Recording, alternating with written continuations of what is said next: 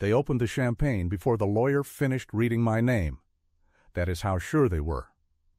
Camille had brought it in her tote bag, already chilled, 3 crystal flutes wrapped in a dish towel so they wouldn't clink on the drive into the city. She had packed a celebration before she knew for certain there would be anything to celebrate. I've thought about that a great deal since. You can learn most of what you need to know about some people from the fact that they bring the champagne early. The lawyer was a careful man named Howard Vance, no relation to them. A coincidence of names they enjoyed more than they should have. He cleared his throat and read the line the 3 of them had driven 40 miles to hear. To my brother, Calvin, he said, I leave the sum of $1. $1. 68 years and $1. The room let out its breath. Royce laughed short, surprised, almost like relief had knocked it loose. Camille's hand was already on the zipper of that bag, and I sat there in my pressed gray suit and felt my fingers close around the only thing in my pocket that mattered. A coin, an old silver dollar worn smooth on both faces that had been in my family longer than anyone else in that room had been alive. When Camille poured, I let her fill my glass. I lifted it with them. I smiled. Royce said, to Eleanor, and I'd notice later that he was the only one who said her name that whole afternoon, and I touched my glass to his, and I drank. They thought I was a beaten old man being gracious. They thought the dollar was the last insult at the end of a long row of insults, and that I had nothing left to do but toast my own humiliation and drive home. But I spent 41 years as a lawyer, drafting wills and trusts for farmers and widows and men who owned exactly one good suit, the same as me, and I knew what a single dollar could mean. I knew it the second Howard read it aloud. The dollar was not the end of anything.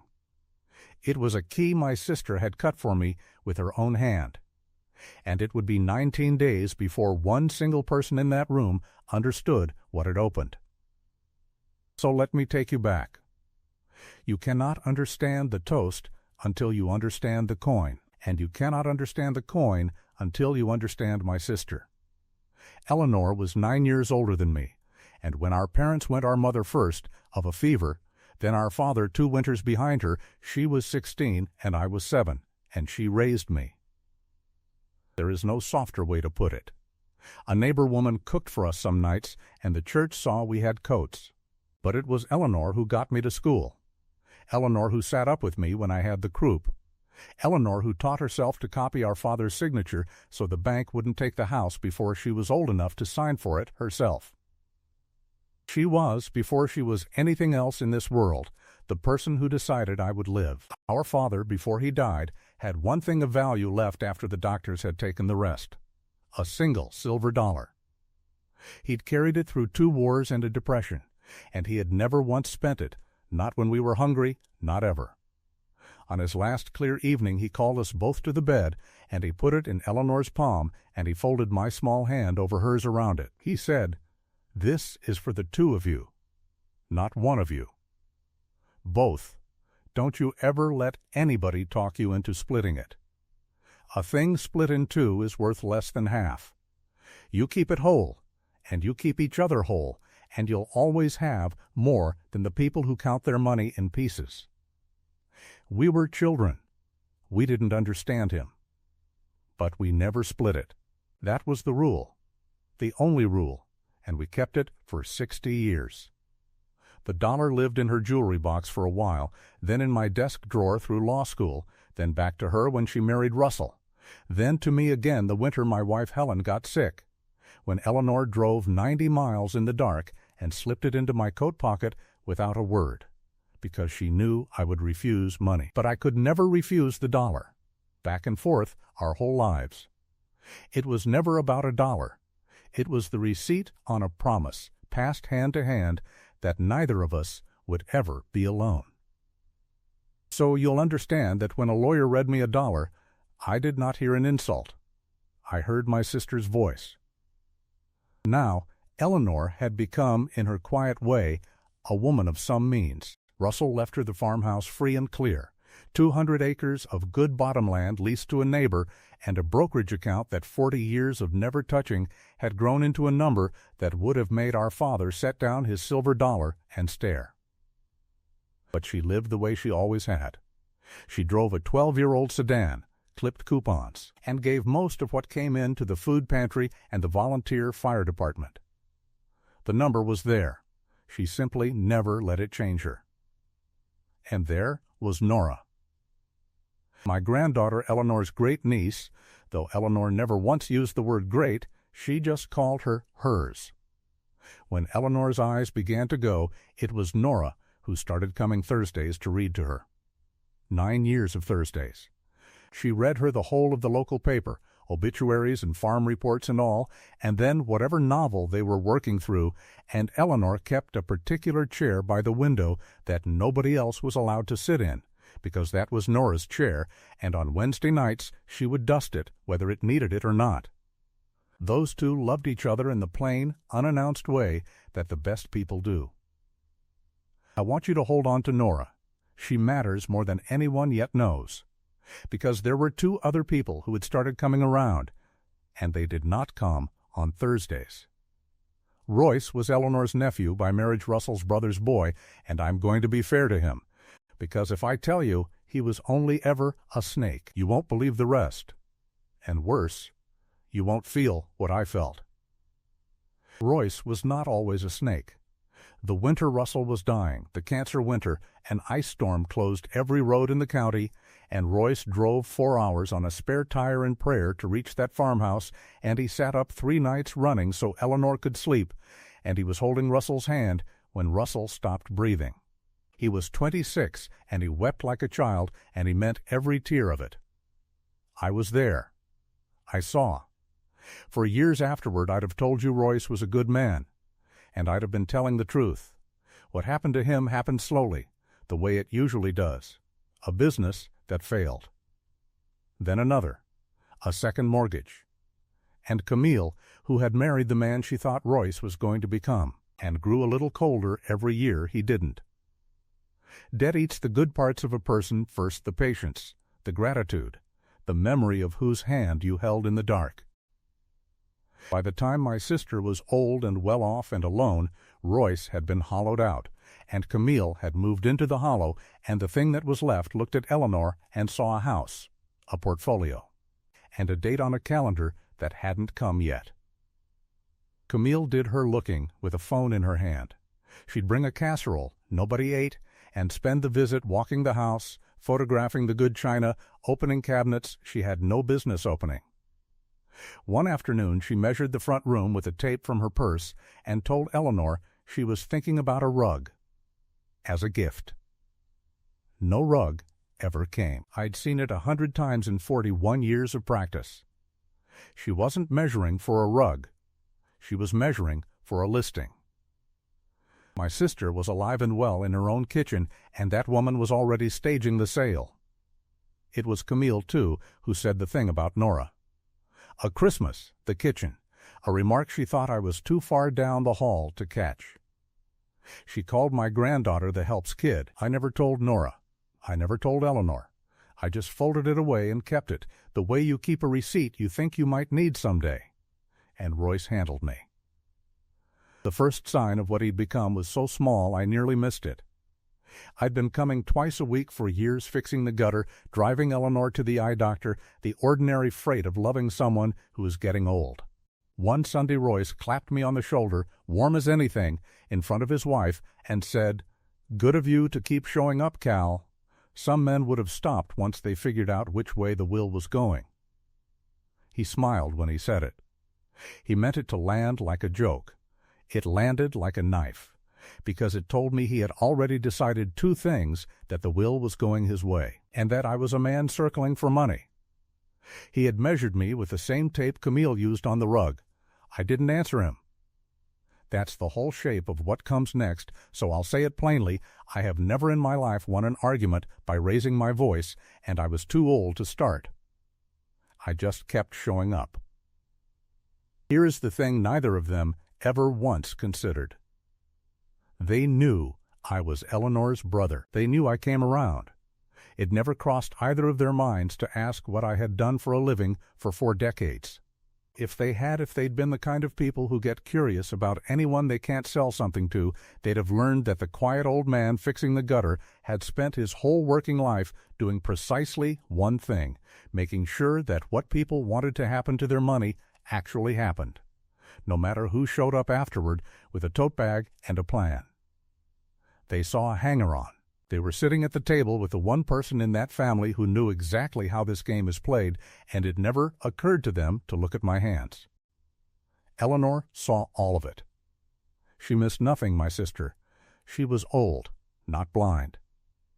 And about 1.5 years before she died, on a clear afternoon when her mind was as sharp as it had ever been, hold on to that. It matters later, she sat me down at her kitchen table and told me she'd been to see Howard Vance and made her arrangements, and that she needed my help, and that I was to ask her no questions and trust her the way I'd trusted her since I was 7 years old.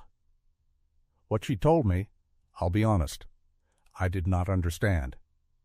She said she was going to make a will, a plain, simple will, and in that will she was going to leave Royce the house and everything she owned. And to me, her brother, who had sat through all of it, she was going to leave $1. I'm a lawyer. I started to tell her, gently, that this made no sense, that there were a dozen cleaner ways to do whatever she was trying to do. She put her hand over mine on the table, and she said, "Calvin, when they read you $1, you'll know I kept it whole." And she reached into her cardigan and took out our father's silver dollar, the one that had been living with her since Helen's funeral, and she pressed it into my hand and closed my fingers over it, the way our father had closed her fingers 60 years before. "You keep that," she said, "and whatever happens in that room, you let them have their afternoon. Promise me you won't spoil their afternoon." I promised. And I want you to understand exactly where I stood that day, because it's the truth, and I won't pretend otherwise. I did not know what she was building. I knew my sister was a careful woman and that she was up to something, and I knew the look on her face was the same look she'd worn the day she taught herself our father's signature to save the house. But the design of it, why hand Royce the win, why set her own brother up to be laughed at in a lawyer's office, she would not say. "You'll know," was all she'd give me. So for the last year of my sister's life, I did as she asked, on faith, the way you do for the person who decided you would live. She asked me to drive her to the bank one Tuesday morning. She was sharp that day, sharp and funny, fussing about the radio the whole way. We went in, she signed a single piece of paper, a banker witnessed it, and a notary stamped it, and we were back in the car in 11 minutes. She wouldn't tell me what the paper was for. I'll tell you when we get to the part where it saved everything for now. Just remember the 11 minutes. They were the most important 11 minutes in this whole story, and not one of the people who toasted me later ever knew they happened. The last bad thing Royce did while she was alive, he did about 2 months before the end, when her body was failing, but her mind, thank God, was still entirely her own. He brought a lawyer to the farmhouse. His own a smooth young man, and a document already typed up, a deed that would transfer the house from Eleanor to Royce, right there that afternoon. To simplify things, he said, to spare you the hassle later. He sat my dying sister at her own kitchen table and slid a pen across the wood and told her it was a kindness. I happened to be there. I usually was. And I looked at that deed, and I almost laughed, not because it wasn't cruel. It was the cruelest thing I had seen in that house, but because it could not do the thing they thought it could do. I knew that the moment I read it. I won't explain why just yet. You'll see it for yourself soon enough, and it'll mean more when you do. I simply put my hand flat on the paper and said, "Eleanor's tired today. This can wait." And for 1 second something flickered behind Royce's eyes, some old instinct that maybe, just maybe, he ought to find out who I was. Then Camille said his name from the doorway, and the flicker went out, and they packed up their pen and left. He never did find out who I was, not until 19 days after the funeral. My sister died on a morning in early spring, with her hand in mine and the window open so she could hear the cardinals she loved. I won't dress it up. It was the worst morning of my life, and the silver dollar was in my pocket, and I have never in all my years held anything that heavy. The funeral was where Royce showed the whole town who he'd become, though I think I was the only one watching closely enough to see it. He stood up at the reception, in the church hall, and gave a toast, and I counted. He used the word legacy 4 times. He spoke about what this family built, and the name, and carrying things forward, and honoring what we've inherited. 4 times, legacy, and not once, not one single time, in 3 minutes of talking over a dead woman at her own funeral, did he say Eleanor. He toasted the estate. He never toasted my sister. I stood at the back with a paper cup of weak coffee and understood that somewhere in the last few years she had stopped being a person to him and become a number with a heartbeat. And now that the heartbeat had stopped, only the number was left, and it was the number he raised his glass to. That was the moment, if you want to know, that I stopped grieving for the boy who drove through the ice. He had died somewhere along the way, too. I just hadn't been invited to that funeral. Which brings us back to the conference room. The champagne. The dollar, the toast I made with them, and meant in a way they could not begin to imagine. When Howard read out my $1 and Royce laughed and Camille reached for that zipper, my hand closed around our father's coin, and my sister's voice came back to me clear as the radio in that car. When they raid you $1, you'll know I kept it whole. And all at once I knew the whole shape of it, every piece she'd never explained, dropping into place at the same instant. Here is what the dollar meant. A will only governs what a person owns in their own name on the morning they die. Nothing else. And on the morning my sister died, Eleanor owned, in her own name, almost nothing. A car, a coffee maker, some clothes, because 18 months before she had quietly moved everything that mattered, the house, the land, the brokerage account, into a living trust. A trust doesn't go through any courtroom and doesn't show up in any public file. It passes privately, the instant you die, straight to the people you named. The will Royce was toasting gave him everything Eleanor still owned outright, and she had arranged, with great care, to die owning outright a car and a coffee maker. That single piece of paper she signed at the bank in 11 minutes? There had been one account, a large certificate of deposit, 6 figures, that she'd opened years back and forgotten to move, still sitting in her name alone. If she had died with it like that, it would have fallen out of the trust, into the estate, into the will, into Royce's hands. I'm the one who found it. Funding a trust is the part everyone forgets, and an unfunded trust is just expensive paper. So I'd gone through it myself, account by account, deed by deed, the year before, and when I found the gap, I drove her to the bank and we closed it. 11 minutes. The deed to the house had been recorded down at the county a year and a half ago, which is the law's way of telling the entire world, every title company and every buyer, that the trust owned that ground and Eleanor did not. The life insurance, the retirement account, those run on beneficiary forms, and a beneficiary form beats any will ever written. I had read every one. That deed Royce tried to make her sign 2 months before she died? You cannot deed away a house you no longer own. The trust owned it. His pen was never going to sign anything but air. And the trust, the one Royce and Camille had never heard of, never thought to ask about, left all of it. The house and the land and the 40 patient years in that account, to the 2 people my sister actually loved, to me and to Nora. The girl in the chair by the window, the help's kid. So I raised my glass and I toasted with them. I kept my promise.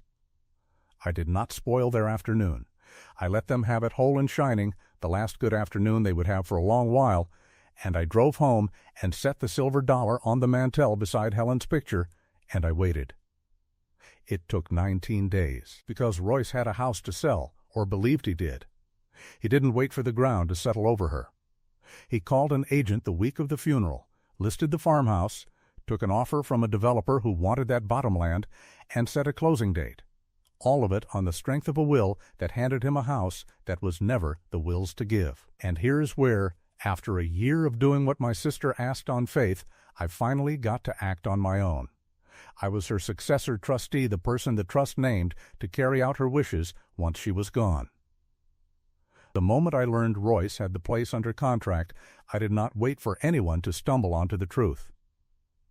I drove to the county office, pulled a certified copy of the recorded deed with my own hands, and I sent it along with a trustee's affidavit, signed and notarized, stating plainly that the property belonged to the Eleanor R. Vance Living Trust and had since, well before her death, by certified mail to the developer, to his agent, and to the title company handling the closing.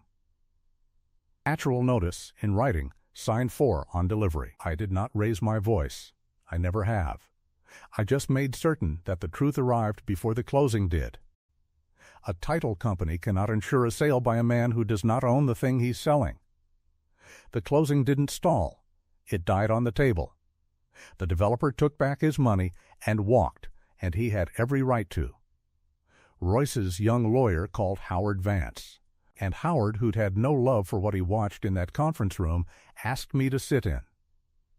So I was on the line in Howard's office, holding a cup of his terrible coffee, when the smooth voice that was no longer smooth kept insisting there had to be a mistake. The will was clear.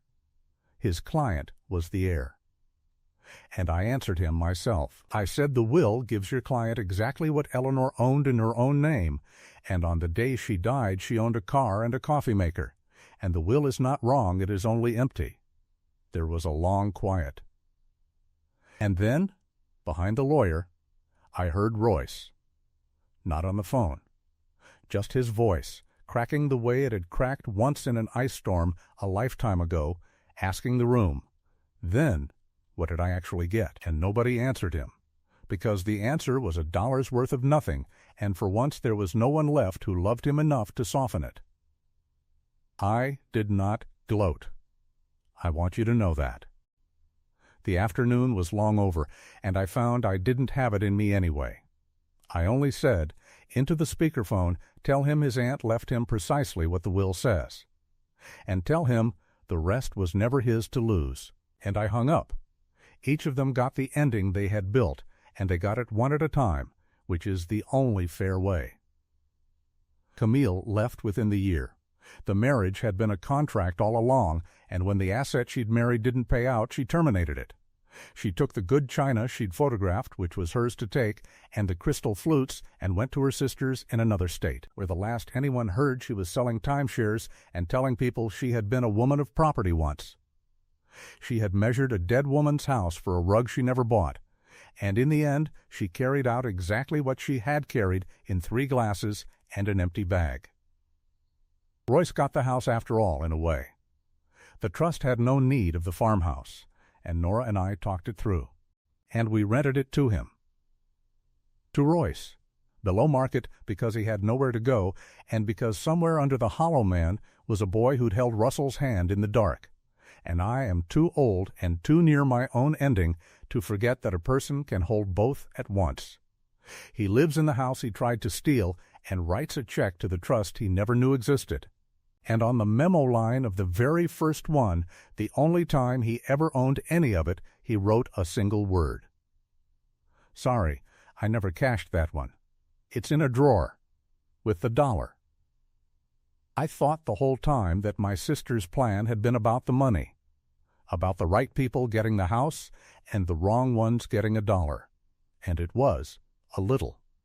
But I didn't understand the true shape of it until I was standing at her grave with the spring coming on, and it broke me open right there in the wet grass. Because Eleanor hadn't built that plan to make Royce lose. She built it so that I would never have to fight. She knew me. She knew that if she had simply left it all to me in a will, Royce and Camille would have dragged it through years of court, called me a manipulator, accused me of leaning on a dying woman, turned my last good years into depositions and ugliness, and made me stand up in a room and defend my own love for her as if it were a crime. And she decided at that kitchen table 18 months out that she would not allow it. She would do the fighting herself, in advance, with deeds and forms and one quiet dollar, so that when the war came, I would not even have to show up to it. The dollar didn't only mean the trust had held. It meant, I have already won it for you. You don't have to lift a hand. Rest. I took our father's silver dollar out of my pocket and held it up so it caught the light, the way he must have held it once, and I did not bury it with her, and I did not split it, and I did not spend it. I put it back in my pocket, where it has lived every day since, because the rule was never about a dollar. The rule was that neither of us would ever be alone, and a promise like that does not end just because one of you does. I carry it still. I'll carry it out of this world the way our Father carried it through his, and on my own last clear evening I will fold it into the hand of someone I love, and I will tell them what it means. If there is a lesson in any of it, it's the one my father gave two frightened children 60 years ago. The people who count their money in pieces will, in the end, be left holding pieces. Keep what matters whole: your word, your family, the promises you make in the dark, and you will have more than anyone who ever showed up with a tote bag and a plan. So let me ask you, before I go, if you had been sitting in that room and they'd read you a dollar and the champagne came out, would you have known what the dollar meant? Or would you have stood up and spoiled their afternoon? Tell me down in the comments, and tell me your age when you do, because I've found the answer changes with the number of afternoons a person has already lived through. And I'll leave you with this, because my sister's story has an echo, and the echo belongs to a man named Walter, who I met at her funeral. Walt's brother passed last year and left the family farm, the same bottomland their grandfather cleared by hand, and Walt assumed, the way you do, that the land would come down through the family the way it always had. Until the morning a stranger knocked on his door holding a deed that had already sold the farm out from under him, a deed transferring his brother's land to a buyer Walt had never met. A deed signed in clean black ink by Walter himself. There was only one trouble with it. Walt had never signed it. He'd never seen it.